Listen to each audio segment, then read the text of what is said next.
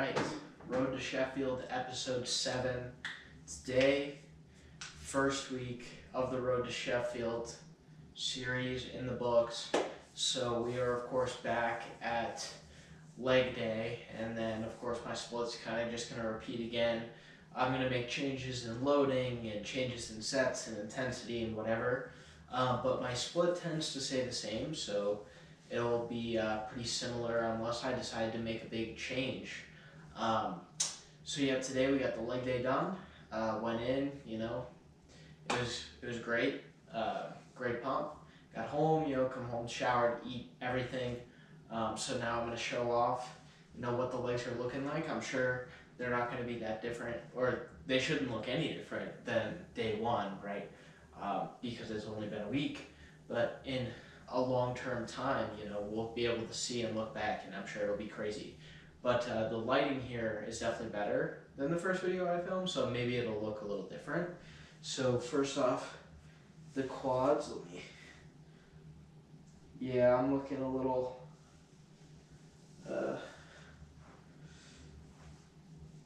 I think I'm looking a little different, for sure, than that first video. Quads are actually kind of different sizes because of that old knee surgery I had. The side of the leg, now calves, really get those hamstrings going. Hopefully that's a good view. I can't really tell, but today I wanted to talk about science-based lifters. So as in lifters who say they're science-based or think that they're science-based, but are kind of just not going about it the right way.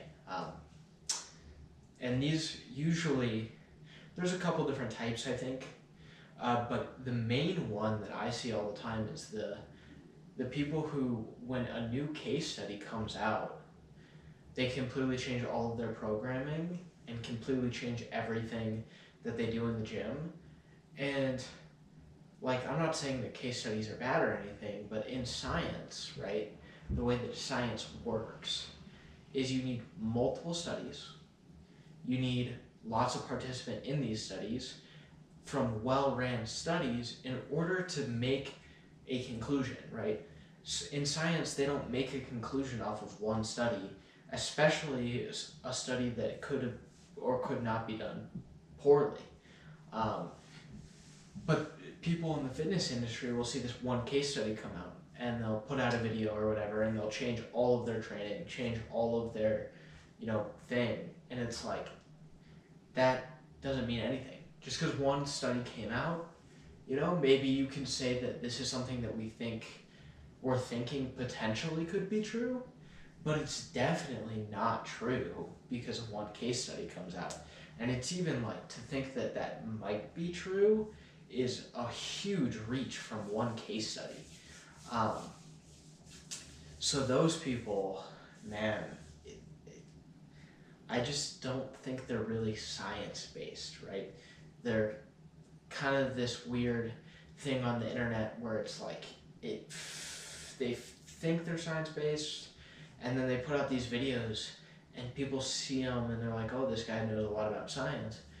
It must be, this super nuanced, crazy thing. And then, we get more studies down the road that prove it, the one study wrong. And it's like, oh, well, everyone's been wasting their time, I guess, but then there's another kind of fake science-based lifter, right? And this is the lifters who are all mechanism-based. So they base everything off of biomechanics. They base everything off of physics and lever arms, whatever. And they base it all off of our understanding of physiology. But the thing is just because we have an understanding of a certain thing of physiology, right, doesn't mean that it applies directly to exercising. So this, for example, was a thing where back in the day, we knew that we had slow and fast twitch muscle fibers. And so what people used to think is that slow twitch muscle fibers, needed to be trained with super high reps and lower weight, so like 50 reps. We know now that that's not true, but that was something that people assumed off of the mechanism and the physiology knowledge that we had at the time, and that's why this doesn't make any sense, right? You're basically just making assumptions that you don't know are true, you have no evidence to prove are true, and you're saying these things like it's, a fact that's backed by science, when in reality, it's actually a complete guess. Now, your guess may be based in science, right?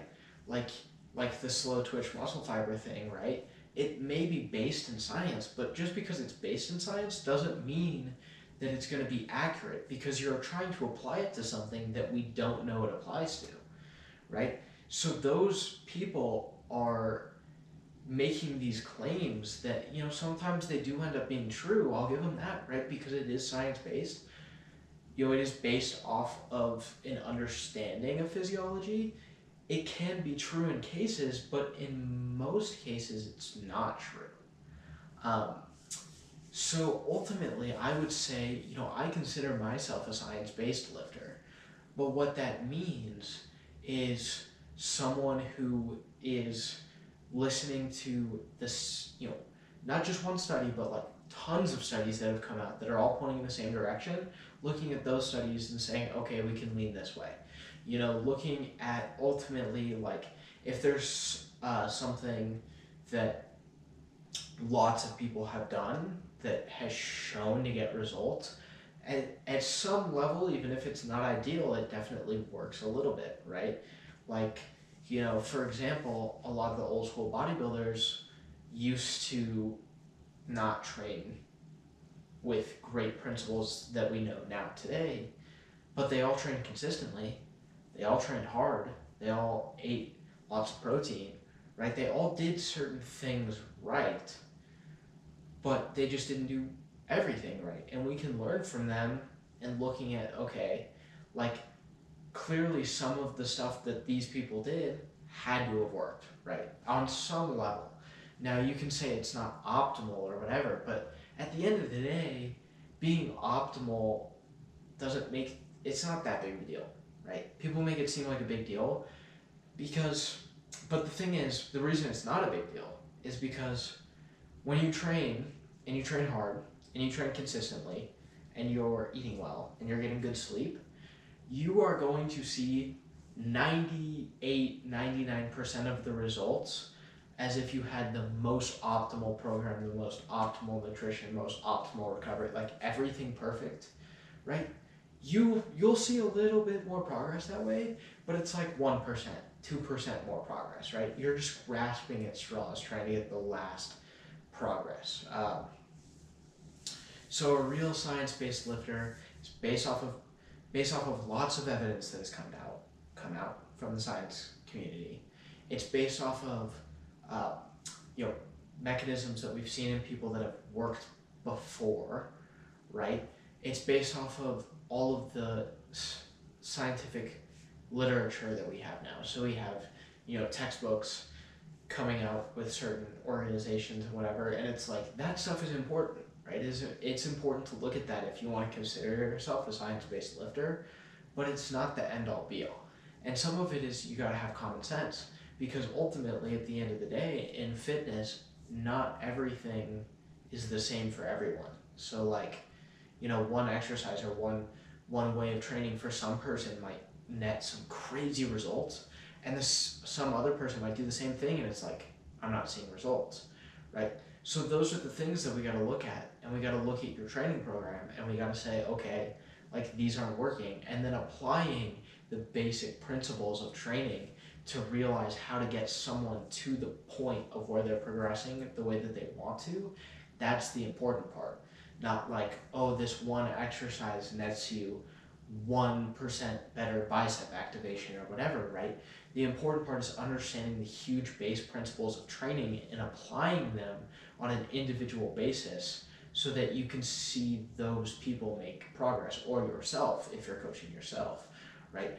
That's so important. And that's what I would consider a science-based lifter. And I think a lot of people are science-based lifters. They're fake science-based lifters, to where they kind of, and I think this is partially a social media problem, because they kind of speak in absolutes and they really push things when they're brand new. And I think people do that because ultimately it nets a lot of views, right? People want to see, like, oh, what's this new way to train? What's this new science thing? But just because something is a new thing that has one case study on it does not mean that it's actually going to net you more progress. So, you know, if you're looking for a coach or someone, you know, and someone switches up their training all the time, or they have content where they speak in absolutes, like, this is the best exercise, this is the best split, you know, you have to be doing this. I would say that that's a red flag from that person. That's someone who ultimately puts out that content to grow a social media following, and someone that I probably wouldn't go with on coaching, because they know how to get social media followers, they know how to really do that, but they probably don't actually really know that much about fitness, and they definitely don't know how to coach an individual, right? When you're speaking in absolutes, there's no way they know how to coach an individual, because it's different for everyone. Everyone has different goals. Everyone has different physiology, right? At least a little bit. Everyone has, obviously all humans are similar, right? But some people have different muscle lengths and bone limb lengths, right? And like, for example, if they teach you one way to squat, right? Like, people have different squat form. Like, you watch powerlifters like me, I have a very upright kind of quad focus squat form, but then you watch some other lifters and they're kind of more bent over, more posterior chain forward squat form. And it's because that's their strongest squat form, and my form is my strongest squat form. So it's different.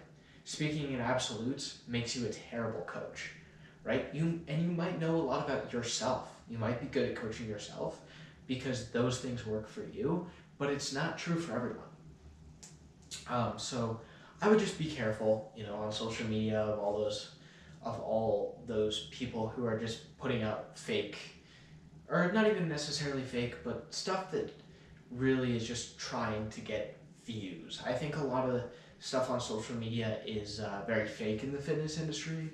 If you could try to find someone who's like very up forward, honest kind of trainer, kind of coach, and you'll probably actually more than likely find them not online, but at, you know, a commercial gym or somewhere, a coach that, you know, works in your area or whatever, because they're not putting out all this trash content that they know is wrong, but it's going to get a lot of views. And that's the worst. Those are the worst people in the science-based community, the people who put out content that they know is either not proven or is just bad in general, but they're like, okay, this is going to get views, so I'm going to put it out anyway. Those are the people you really want to avoid. Those people are just, they're terrible for the fitness community. They're like a poison, because people try to get into the fitness community and they see that kind of stuff, and then they think, oh, okay, this is what I'm going to do, when really that's not what nets your results. But that's it for the rant today. I'm really tired today.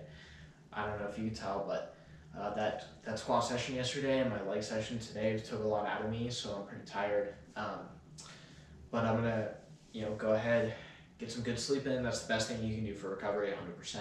I'll probably make a whole nother video on that. But I'm gonna, you know, get a lot of sleep tonight. I'm gonna eat well, eat a lot of protein, and I'll come back with a video tomorrow for my bench day, which is kind of iffy on filming in a public gym, so we'll see. I might film it, I might not. But yeah, hopefully you enjoyed and you watched my video tomorrow benching. Episode 8 of Road to Sheffield. I didn't upload a video yesterday because my camera decided that it didn't want to participate. I already recorded my video and I was done with everything. I went to go upload it and my camera just like froze and it wouldn't let me turn it off. It wouldn't let me like reset it. It wouldn't let me Like, I tried taking out the SD card and putting it back in, and like all this crap. Nothing worked. It just decided that it didn't want to participate anymore. It was gone. So today I'm filming episode 8. Today was a bench day. I didn't have my camera this morning because it was still not working. So I got my bench session in already. So I'm just going to include this on episode 7 because I really don't want to film a whole nother video when I don't have any bench videos or anything. So I'm just going to include this in on 7. But I will go over my bench results. Today I did a set of 3 at 225 for my top set, so 225, 2 plates on each side, baby. Of course, paused, and this time I used a 28 millimeter Olympic barbell. When, my last session, I did, I think, 220 for 4, I think. I used a 29 millimeter power bar. So I went up by 5 pounds and I only lost like 1 rep, 2 reps.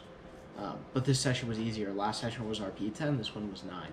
So, when you're in a commercial gym, there's lots of variables in the bars and the plates don't always weigh the same thing. On bench specifically, it affects you the most. So me going up that much and improving that much, it's not necessarily improvement, it's just my equipment was different, and so it was a little bit easier for me to push more weight because the equipment was easier. Also, to mention on bench, the plates, the 45-pound plates can be off by a couple pounds, and you put 4 on there in total for 225. So if they're off by a couple pounds, like from week to week, that can shift it a lot. Especially my last session I was 185. This session I was 183. It can shift that stuff a lot. So those are some things that you should really take into account if you're a power lifter in a commercial gym. But overall, my bench session was good. I got my bench done. My back down's done, which, something you gotta do. Felt great. My form felt really good. I pushed the weight that I wanted. All good. And then I got my accessories in. I found a new spinal erector accessory last week. So the back extension machines were being used, and I was like, well, I need to hit my spinal erectors anyway. I'm not just going to skip them, which most powerlifters would. Don't skip your accessories. Don't do that. So I was like, okay, I got to find another way to get this in. And I looked at the cable row, and I was like, maybe I can do something here. And so I found I basically did back extensions with my hands just holding on to a narrow bar with straps. And man, honestly, I think it's my new favorite spinal erector accessory because you're sitting on a seat, right? So you're sitting on the seat and your legs are going down and touching the pads and keeping you secure, and then your back is just flexing and extending, so it's doing all the work compared to when you're on a back extension and you're like this and you're leaned over. You lean your back down, yeah, but you also get some stretch back in your hamstrings and your glutes, and so that stuff gets some work. But with these, it completely takes that out of the equation. So I did them again this time. They felt really good, and I think I'm just gonna do those now as my full spinal erector accessory. Now, it looks a little stupid to do it that way. If you don't want to look stupid in the gym, I wouldn't recommend it. But man, they feel so good. If you've never tried it, I would give it a shot. They're super stable and they take your legs completely out of the equation, and God, they feel good. And then I did my abs, all very important stuff that I have to do. So I'm not gonna yap on anything today because I already have that with my episode 7 session. So I'm just gonna put this at the end of the video, and it'll be a little combination thing. But tomorrow, episode 9, maybe my camera will work this time. That'd be cool. I'll be doing push. Well, maybe we'll see. I'm going snowboarding tomorrow, so I might be doing a video. I might not. Honestly, I probably won't end up doing a video, even if I do go to the gym, which, I might not, because snowboarding and going to the gym on the same day is rough. It's kind of hard to do. But even if I don't go to the gym, it'll be like a good welcome rest day. It's not gonna be like, a day where it's like, oh, I have to be in the gym and I didn't take it. Like, the rest day will help me a little bit.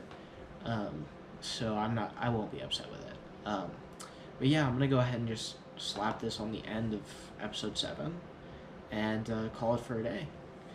Appreciate you for watching. If you watched this part of it, I'd be amazed, because YouTube tells me that people barely watch my videos. They watch like 10 seconds, so. But, yeah, I'll be making that video tomorrow. Potentially. Maybe. We'll see. We'll see, boys.